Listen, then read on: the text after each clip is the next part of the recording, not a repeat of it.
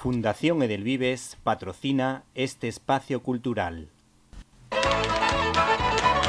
Fundación Edelvives patrocina este espacio cultural. Estás escuchando Directo a las Estrellas. Víctor Alvarado. Nuestro invitado vive rodeado de estrellas de Hollywood en su día a día. Fuma en pipa como los grandes críticos de todos los tiempos. Es profesor de la Universidad San Pablo CEU y ha tenido la suerte de conocer al cineasta Roland Joffé, recordado por La Misión y Los Gritos del Silencio. Responde al nombre de Orellana, Juan Orellana, siendo el autor de 25 años de cine religioso en la España del siglo XXI. Editado por Edice. Buenas tardes. Si te parece, comenzamos por tu labor en los medios de comunicación. ¿Cómo un filósofo se mete a crítico en COPE mientras presenta un programa de televisión o imparte clases en la universidad? Hola, buenas tardes. Pues mira, eso es una buena pregunta, porque realmente, bueno, yo no me considero un filósofo, sino un licenciado en filosofía, que no es lo mismo, y de hecho empecé mi carrera profesional dando clases de filosofía, pero bueno, por azares de la vida empecé a hacer cosas de cine, a preparar cursos para profesores, cómo usar el cine en el aula como un instrumento pedagógico. Empecé a colaborar con una revista que se llamaba, bueno, y se llama todavía Pantalla 90, hacer pequeñas colaboraciones puntuales en COPE. Bueno, fueron creciendo, digamos, las colaboraciones hasta que en un punto determinado había que elegir o seguir con el tema del cine o seguir con la docencia de la filosofía, pero las dos cosas ya no era posible compatibilizarlas. Entonces ya me pasé al cine y ya empecé a trabajar unos años después ya en la universidad. Primero estuve en formación profesional enseñando cine y luego pues mi trabajo como crítico fue creciendo, nació, en su día se llamaba Popular Televisión, que ahora es 13 Televisión, en COPE ya entré como colaborador fijo y en otros medios escritos. Bueno, hasta que ya desde hace muchos años toda mi actividad profesional gira en torno al cine. Bueno, este año te has enfrentado al reto de sustituir a Garci en el programa de Classic y creo que has mantenido el nivel. Además, nos hemos podido encontrar con gente de mucho nivel como Fernando Alonso Barahona o César Bardés. Esto lo hace acompañado de Jerónimo José Martín. ¿Cómo ha ido esta temporada? Pues mira, para nosotros efectivamente fue un reto, es un programa que llevaba muchos años José Luis García al frente, él ya no podía continuar y entonces, bueno, nos lo ofrecieron a nosotros o nosotros nos ofrecimos las dos cosas y es verdad que había un pequeño cambio, es decir, las películas ya no son tan clásicas, es decir, años 40, 50, sino que nos hemos metido en los 60, 70, incluso ha habido alguna ochentera. Y la idea es ir un poquito así hacia los clásicos modernos. Y luego la experiencia, bueno, pues ha sido fantástica por lo que tú decías de contar con invitados de primer nivel, que son de los que Jerónimo y yo aprendíamos de cine cada vez que había una grabación de una de las películas. Y luego, efectivamente, como decías también, pues la respuesta de la audiencia ha sido buena. Eso siempre es una cosa misteriosa porque esta peli va bien y esta, sin embargo, va mal. Pero bueno, la verdad es que hemos mantenido un año con muy buenas cifras y estamos muy contentos y esperamos seguir la temporada que viene. Sí, bueno, yo tengo que decir que mis dos escuelas de cine son, por un lado, Qué grande el cine de Garci y todos sus colaboradores, y vuestro programa con el que empezasteis, que era Pantalla Grande, en otro estilo distinto. Cada uno tiene su estilo. La verdad que los dos he disfrutado y además he tenido la suerte de entrevistar, de hablar con vosotros y entrevistaros y entrevistarle a ellos. Y la verdad que son buena gente, tanto ellos como vosotros. Y así pues he aprendido mucho de esas dos formas de entender el cine y de analizarlo. La vuestra me gusta muchísimo, sobre todo el valor de la acogida, que siempre es un valor que habéis resaltado muchísimo tanto Jerónimo como tú. Jerónimo también habla mucho de esperanza y esos valores pues te ayudan a buscar películas también pequeñas en las que puedas encontrar grandes cosas. Y luego en cuanto a películas muy taquilleras, que de las que habéis puesto, por ejemplo, para mí fue todo un descubrimiento La Huida, que es de las pocas películas que no me gustaba de Steve McQueen o que nunca me había fijado, y al ver la película y con vuestro debate, el debate que animaste y que hiciste también con César Bardés, pude descubrir una película que para mí estaba un poco oculta. Bueno, yo te tengo que decir que yo por mi trabajo llevaba muchos años dedicado exclusivamente al cine de estreno. Es decir, yo lo que hago en los medios de comunicación es hablar de películas de estreno, que se estrenan esa semana. Eso es lo que hacíamos en pantalla grande y eso es lo Sí. que yo hago en la radio y en la prensa escrita. Este programa de Classics me ha permitido asomarme a muchas películas que yo no había visto nunca y que para mí ha sido una experiencia absolutamente fascinante. Yo hay muchas películas de los 60, 70 que no tenía vistas.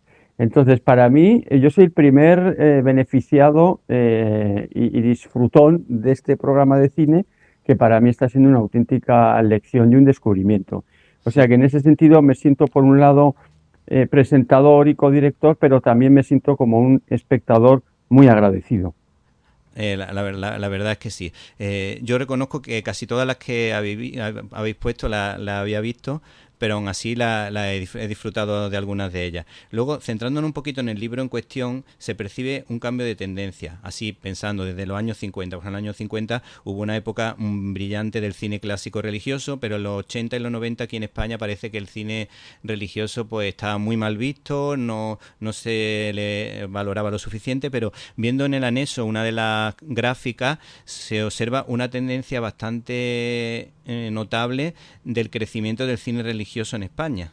¿Qué nos puede decir al respecto? Sí, ese es quizá el gran interés de este libro, ¿no?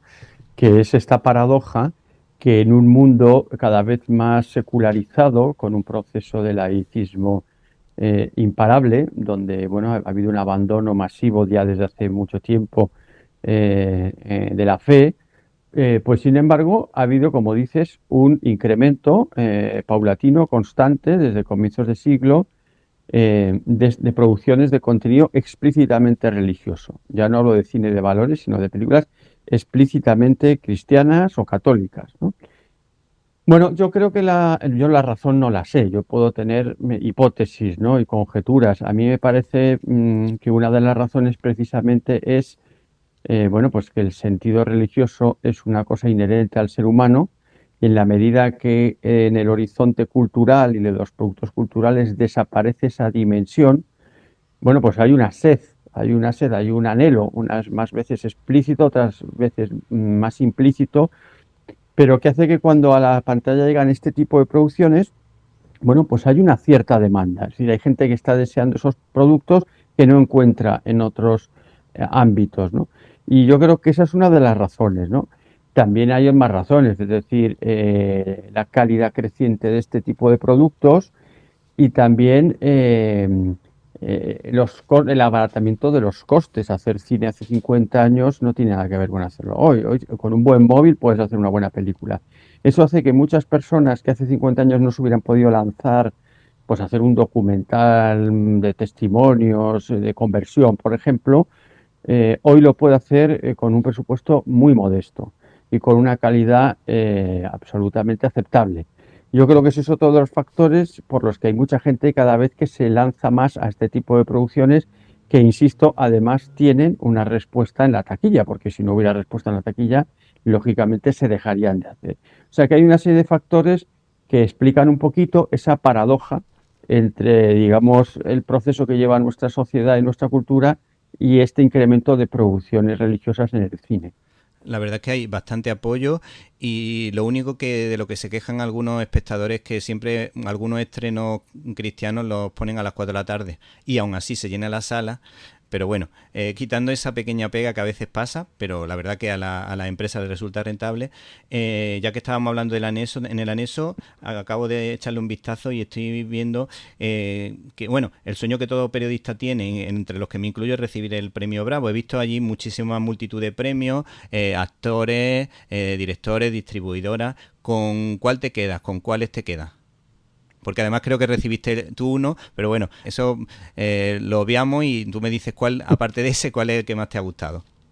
¿Te refieres a los premios Bravo o en Sí, general? a los premios Sí, Bravos de cine, claro. Sé que sí, hay muchas, se entregan, tiene varias sí, sí, secciones sí. y me refiero específicamente a la cultural. Bueno, mira, el tema de los premios Bravo de cine tiene su complejidad porque, bueno, yo participo desde hace muchos años como director del departamento de cine de la Conferencia Episcopal, estoy en el jurado de los premios Bravo, ¿no?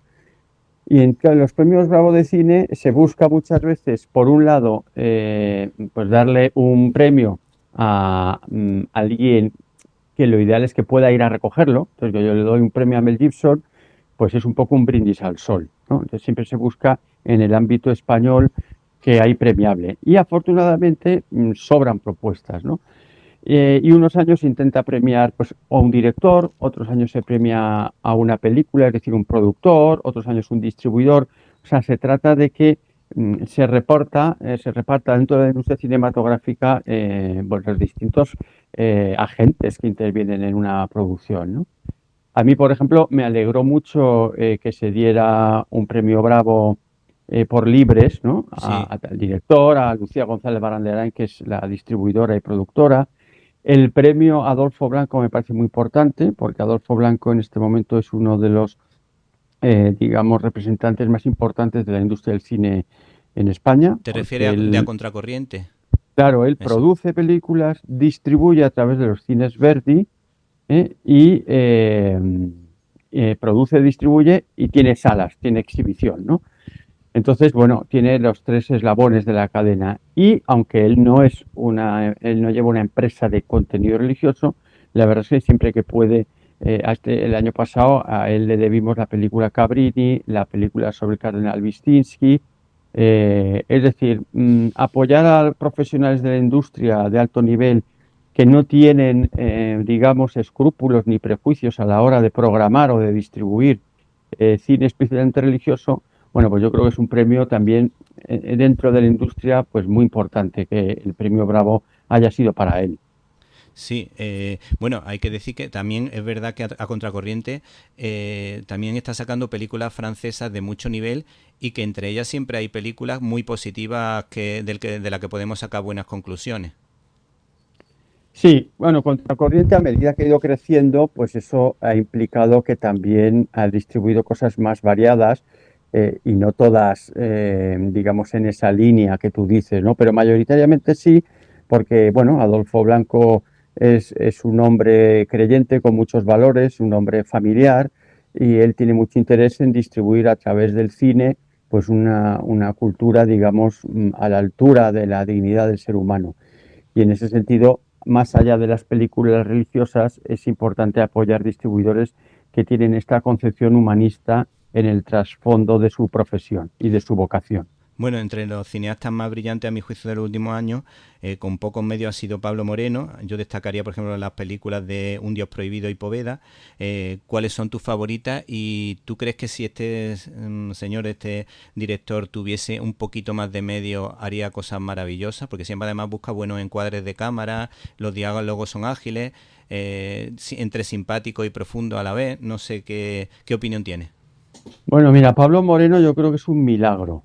O sea, es un milagro, primero, por el hecho de haber montado una pequeña industria cinematográfica en Ciudad Rodrigo, una ciudad muy apartada, la España vaciada, y ha logrado mantenerse allí, contratar gente allí, montar unos estudios allí. Eso ya es su primer milagro. Segundo, él ha conseguido hacer películas de bajo presupuesto, porque son casi siempre películas de encargo, casi siempre también de congregaciones ordenadas religiosas que le encargan una película pues, sobre el fundador o sobre un personaje relevante de la historia de esa congregación y disponen de unos presupuestos modestos. Bueno, él ha sabido exprimir los presupuestos maravillosamente y hacer películas de época con una producción esmerada, con todo lo que conlleva de vestuario, de decoración, este tipo de películas. Es decir, no hay un solo euro desperdiciado en sus películas, están todos los euros perfectamente utilizados. Y además él se ha ido curtiendo en hacer películas de época con poco dinero. Efectivamente, si un día le dieran un presupuesto importante, yo creo que Pablo Moreno ya hace peliculones por mucho más, ¿no? Porque tiene mucho talento, es un buen guionista, es muy buen director, tiene unos equipos muy buenos, trabaja con profesionales muy buenos y en el ámbito del cine religioso del que estamos hablando, Pablo Moreno en este momento es el referente número uno en España como director y productor. Y además no para de tener proyectos, es decir, yo creo que tiene un futuro muy interesante. Él y su mujer, que es la que está detrás como productora de las películas, son realmente, como digo, un milagro en nuestro panorama cinematográfico. Por otra parte, en cuanto a genios de la creatividad, nos encontramos con Juan Manuel Cotelo, autor de, por ejemplo, La Última Cima, un documental muy entretenido, de un musical como Tengamos la fiesta en paz. Además, creo que ha participado o ha estado tiempo colaborando con Pantalla 90, sobre todo en su inicio. No sé si nos puedes contar la faceta humana de este periodista y cineasta. Bueno, Juan Manuel Cotelo es un hombre excepcional, viene del periodismo, como tú dices, hizo su primera película, un poquito experimento de ficción, que para mí es una de las que más me gusta suya, que se llamaba El sudor de los ruiseñores, una película, un drama de ficción sobre un inmigrante rumano que llega a España y que se queda sin nada. Ah, qué curioso, pues Eh, es la única que no he visto, creo que bueno, no. es que bueno, no la ha visto casi nadie. Se estrenó y desapareció y no es fácil de encontrar. Pero es una película estupenda. Y luego ya, bueno, entró en el ámbito pues del documental y llevo muchos años trabajando en productos de Internet, en series de Internet, etcétera. Todas, digamos, con un componente evangelizador muy claro. Él también trabaja con su mujer, son los dos miembros principales de la empresa, Infinito más uno. Y luego él, bueno, pues es una persona que tiene un talante absolutamente creativo, divertido, que no le da miedo nada, que asume retos, que se ríe de sí mismo. O sea, es un personaje realmente, o una persona más bien, realmente excepcional.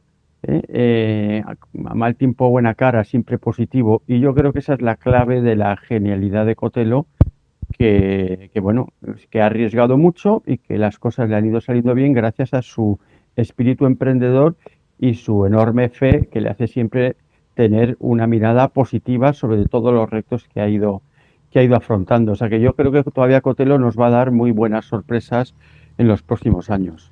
Bueno, lo recordamos, por ejemplo, en internet por una serie de vídeos que se llamaban catequesis y otro sobre contagiosos.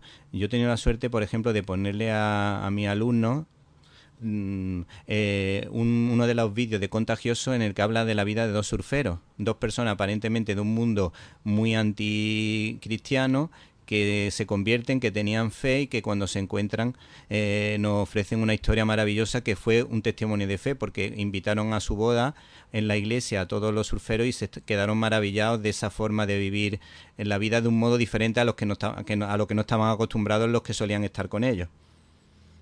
Sí, la verdad es que Cotelo en los últimos años se ha especializado mucho en el tema testimonial, como tú dices, y nos ha hecho encontrar testimonios realmente sobrecogedores. Estoy pensando en la película El Gran Milagro o El Gran Regalo, perdón, no me acuerdo cómo se llamaba Sí, exactamente, el gran regalo, sí. que, que es una película sobre el perdón y donde encuentras unos testimonios de perdón que se te ponen los pelos de punta, Totalmente. ¿no? Recuerdo el de los Hutus y los Tutsis que fue, vamos, impresionante. Tremendo, ¿no? Sí, Entonces, él eso lo hace muy bien porque sabe empatizar muy bien con los entrevistados, sabe crear un clima de mucha cercanía humana, porque para que te salga bien un documental de testimonios, no basta tener a la persona adecuada y ponerla delante de una cámara, porque eso siempre es muy complicado. O sea, esa persona tiene que sentirse a gusto como para empezar a hablar de sus cosas más personales, tiene que sentirse muy libre, en un entorno muy acogedor, muy entrañable, porque si no, no va a salir bien las entrevistas. Y Cotelo sabe hacer eso muy bien, es muy empático, es muy cercano y bueno, pues eso, nos ha conseguido unos testimonios realmente especiales y además muchas veces sin perder un punto de humor que caracteriza, como he dicho, toda la obra de Cotelo, ¿no? sí, sí. Al escritor José María Zabala lo recordamos por excelentes libros de historia como La maldición de los Borbones, La pasión de José Antonio o La vida del Padre Pío, pero ahora sus trabajos pues se están centrando en vidas de santos, de futuros santos, como a Carlo Acutis o a Rebeca. ¿Qué destacarías de José María Zabala, que creo recordar que sufrió una conversión y que últimamente pues, nos ofrece también libros muy chulos como uno sobre arqueología bíblica que a mí me resultó particularmente interesante. Pues sí, Zavala es otro caso de periodista reconvertido al mundo del cine, quizá por eso que decíamos antes, porque hoy es posible hacer eso de una manera, digamos, más o menos fácil, y no como hace 50 años. Porque Cotelo siempre ha tenido como una vocación mucho más audiovisual, más cinematográfica, eh, pero yo creo que Zavala es más periodista de pura cepa, Sí, que en este momento lo que hace es utilizar el audiovisual como una forma de periodismo, ¿eh? Por eso sus películas son prácticamente todas documentales y, como tú dices, muy de actualidad, ¿eh? O bien por el Padre Pío, que sigue siendo actualidad en el sentido de que, bueno, pues que es una devoción creciente, o santos actuales como Acutis, etcétera, ¿no?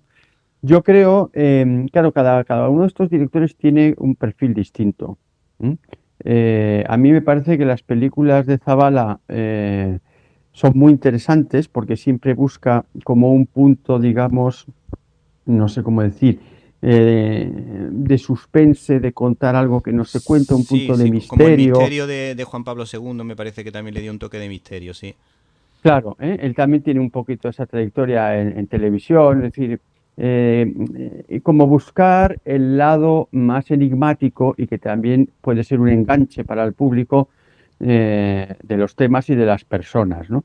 Y eso lo hace muy bien y bueno, la verdad es que no para de hacer películas igual que los otros que hemos comentado antes, yo creo que tiene todavía un futuro por delante, porque sé que hay muchos temas que está interesado en tratar y abordar. O sea que efectivamente hemos hablado de Pablo Moreno, de Zabala y de Cotelo, que son como tres grandes referentes muy distintos entre sí, que componen un poquito este puzzle.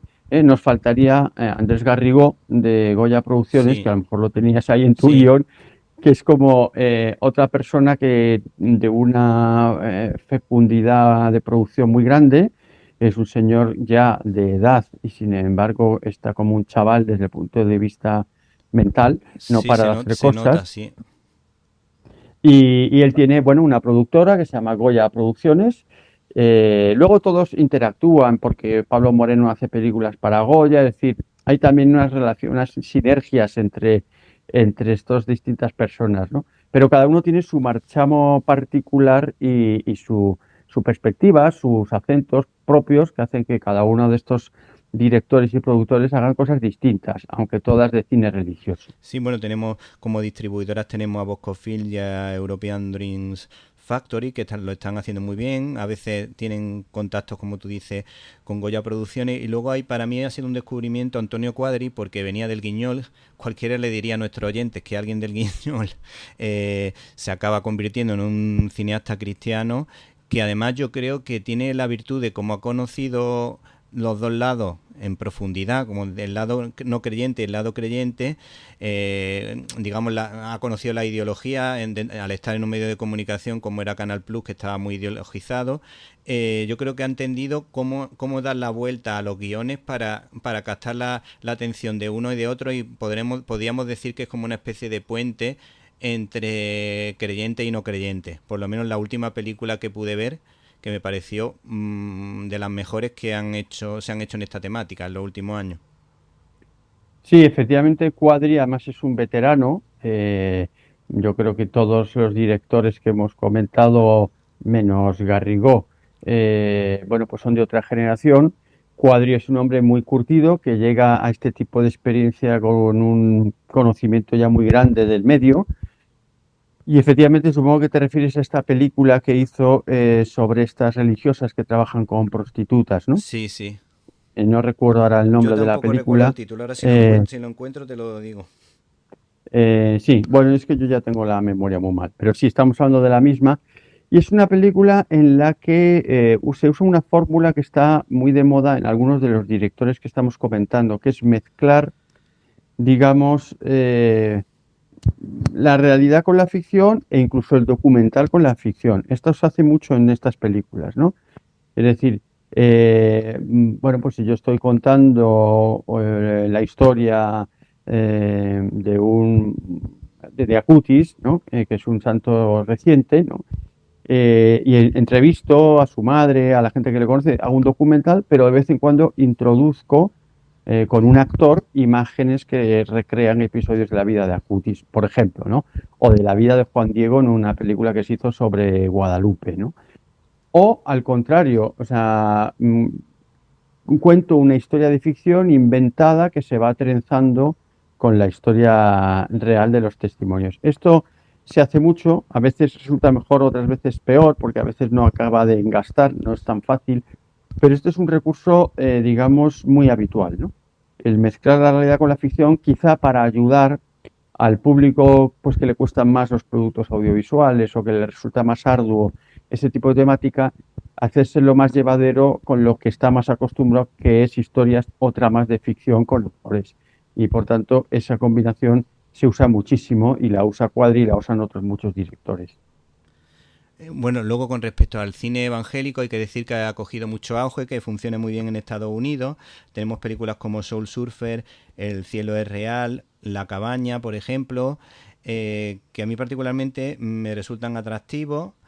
Lo único que pasa que yo por lo menos veo que en el cine más comercial de Estados Unidos, donde también aparecen personajes cristianos, siempre son evangélicos, siempre son actores negros. Es verdad que en las películas se transmite muy bien la fe, pero creo que son esclavos de muchas veces, a veces del wokismo, y que hacen ver que como que los cristianos que no son de esas características raciales, entre comillas, no son buenos cristianos. Y creo que ahí hay un error que se comete de fondo. No sé si opinas lo mismo.